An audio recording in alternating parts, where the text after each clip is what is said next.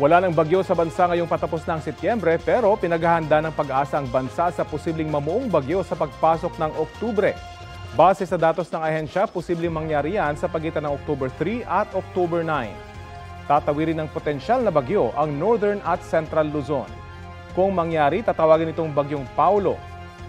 Sa ngayon, wala pang namamataang bagyo o low pressure area sa loob o labas ng Philippine Area of Responsibility.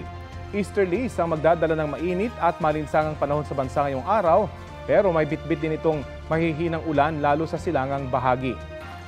Uulanin ng halos buong bansa kasama na po ang Metro Manila sa mga susunod na oras base sa rainfall forecast ng Metro Weather.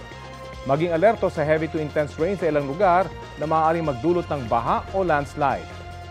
Nakataas po ngayon ang thunderstorm advisory dito sa Metro Manila, Rizal, Bulacan, Laguna at ilang panig ng Quezon Province at Batangas. Tatagal po ang babala hanggang 12:27 ngayong tanghali.